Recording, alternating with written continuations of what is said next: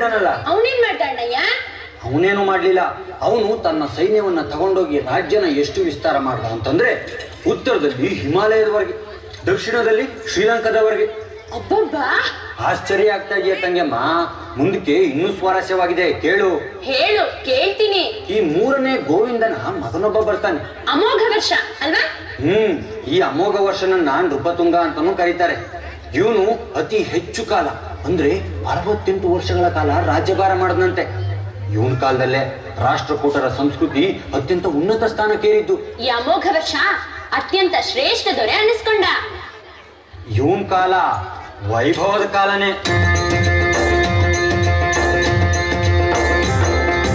ಅಮೋಘ ವರ್ಷದ ಅಮೋಘ ಆಳ್ವಿಕೆ ರಾಷ್ಟ್ರಕೂಟರ ಉನ್ನತಿಯು, ರಾಷ್ಟ್ರಕೂಟರ ಉನ್ನತಿಯು ಪ್ರಪಂಚದ ಅತಿ ದೊಡ್ಡ ಸಾಮ್ರಾಜ್ಯದಿ ಒಂದೆಂಬ ಹೆಗ್ಗಳಿಕೆಯು, ಒಂದೆಂಬ ಹೆಗ್ಗಳಿಕೆಯು.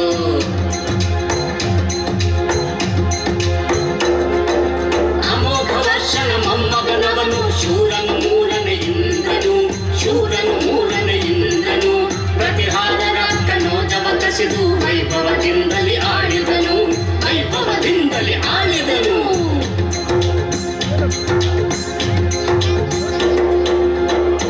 ಅಣ್ಣಯ್ಯ, ಈ ರಾಷ್ಟ್ರಕೂಟರ ಸಾಮ್ರಾಜ್ಯ ಎಷ್ಟು ದೊಡ್ಡದಾಗಿತ್ತಪ್ಪ ಅಂದ್ರೆ ಪ್ರಪಂಚದ 4 ಅತಿ ದೊಡ್ಡ ಸಾಮ್ರಾಜ್ಯಗಳಲ್ಲಿ ಇದು ಒಂದಾಗಿತ್ತು. ಹಾಗಾದ್ರೆ ಇನ್ನುಳಿದ 3 ಸಾಮ್ರಾಜ್ಯಗಳು? ಹೇಳ್ತೀನಿ.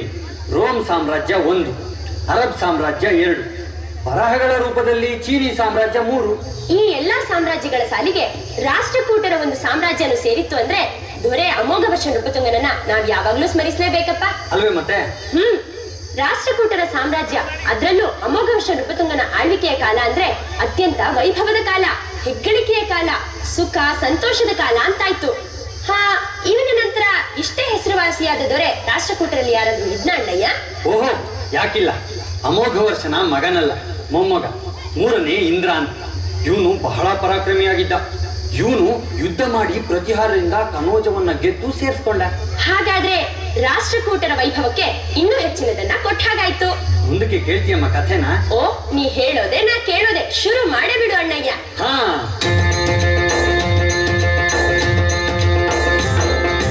ಗಂಗಾ ಪ್ರದೇಶ ದಕ್ಕನ್ ಮೇಲೆ 3ನೇ ಕೃಷ್ಣನ ಪ್ರಭುತ್ವವು, 3ನೇ ಕೃಷ್ಣನ ಪ್ರಭುತ್ವವು. ಇವನ ನಂತರದಿ ಇಳಿಯತೊಡಗಿತು ರಾಷ್ಟ್ರಕೂಟರ ಮಹತ್ವವು, ರಾಷ್ಟ್ರಕೂಟರ ಮಹತ್ವವು.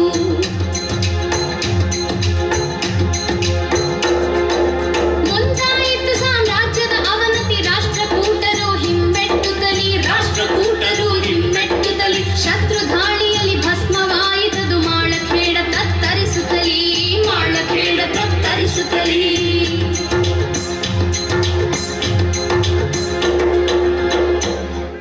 ಅಣ್ಣಯ್ಯ, ಹಾಗಾದ್ರೆ ನೀ ಹೇಳೋ ಪ್ರಕಾರ ರಾಷ್ಟ್ರಕೂಟರಲ್ಲಿ ಹೆಸರುವಾಸಿ ದೊರೆಗಳಲ್ಲಿ 3ನೇ ಕೃಷ್ಣನೇ ಕಡಿಯವನಾಗ್ದಲ್ವಾ? ಹೌದು. ಇವನ ಆಡಳಿತ ಕಾಲಕ್ಕೆ ಇವರದ್ದೇ ಆಗಿದ್ದಂತಹ ಗಂಗಾ ಪ್ರದೇಶ, ದಕ್ಕನ್ ಪ್ರದೇಶದ ಮೇಲೆ ಪ್ರಭುತ್ವ ಸಾಧಿಸಿತ್ತು. ಅಂದ್ರೆ 3ನೇ ಕೃಷ್ಣನ ಆಡಳಿತ ಕಾಲ ಅಲ್ವಾ ಅಣ್ಣಯ್ಯ? ಇಲ್ಲಿವರೆಗೂ ಮೇಲೇರಿದ ಕಾಲ, ಇನ್ ಮುಂದೆ ಕೆಳಗಿಳಿಯೋ ಕಾಲ, ಸುಟ್ಟು ಭಸ್ಮವಾಗೋ ಕಾಲ. ಅಂದ್ರೆ ರಾಷ್ಟ್ರಕೂಟರ ಅವನತಿ ಕಾಲ ಅಂತೀಯ ಅಣ್ಣಯ್ಯ? ಹೌದು ತಂಗೆಮ್ಮ. 3ನೇ ಕೃಷ್ಣನ ನಂತರ 8-9 ವರ್ಷಗಳಲ್ಲಿ, ಅಂದರೆ ಕ್ರಿಸ್ತಶಕ 972ರಲ್ಲಿ ರಾಷ್ಟ್ರಕೂಟರ ರಾಜಧಾನಿಯಾದಂತಹ ಮಾಳಖೇಡ ಶತ್ರುಗಳ ದಾಳಿಗೆ ಸಿಕ್ಕಿ ಸುಟ್ಟು ಭಸ್ಮವಾಗೋಯ್ತು, ತತ್ತರಿಸಿ ಹೋಯ್ತು. ಅಂತೂ ಹುಟ್ಟಿ ಬೆಳೆದು ಮೆರೆದು ಅಳಿದೇ ಹೋಯ್ತು, ಇತಿಹಾಸವೇ ಆಗೋಯ್ತು. ಅಣ್ಣ.